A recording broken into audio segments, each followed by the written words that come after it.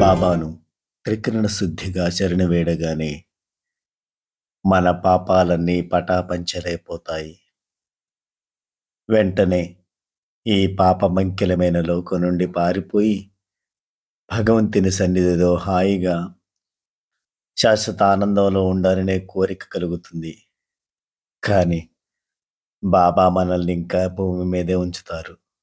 ఎందుకంటే దైవానుగ్రహంతో అజ్ఞానం అనే చీకటిని చీల్చుకొని పునీతులమైన మనకు ఇంకా చీకట్లో కొట్టుమిట్టాడుతున్న వారందరికీ బాబా యొక్క దివ్య బోధనలను అందించే గురుతరమైన బాధ్యత అప్పగిస్తారు.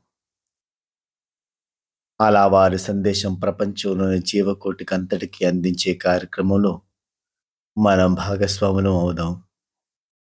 బాబా ప్రేమతత్వాన్ని అందరికీ బోధించి ముక్తి ఫలాన్ని సాటివారు కూడా అందుకునే భాగ్యాన్ని కలిగిద్దాం. బాబా ఎప్పుడు తాను దైవాన్ని అని చెప్పలేదు. అల్లా మాలిక్ అనేవారు. సర్వేశ్వరుని ఆజ్ఞ తాను నిర్వర్తిస్తున్నానని చెప్పి తన ఆజ్ఞ మనం పాటించాలని సూచించేవారు. బాబా ప్రేమను అనుభవించిన వారు దానిని ఇతరులకు బోధించడానికి తమ అనుభవాలనే తార్కాణంగా చూపాలి. ప్రేమ స్వరూపుడైన బాబా దివ్య సందేశం అందరికి అందించి మనం పొందిన అలౌకిక ఆనందాన్ని తోటివారందరూ అందుకునేందుకు పాటుపడాలి. సేవా దృక్పథంలోని ఔన్నత్వాన్ని మనకు తెలపడం కోసం బాబా మన చేత సాటివారికి మేలు కలిగేలా చేస్తారు. బాబా ఈ ప్రపంచానంతటినీ కాపాడగల మహోన్నత శక్తి. బాబా చూపిన సేవా మార్గంలో పయనిస్తేనే ఈ మానవ జీవితానికి అర్థం, పరమార్థం సిద్ధిస్తాయి. బాబా ప్రేమతత్వాన్ని బోధిస్తూ జీవించటమే మన కర్తవ్యం.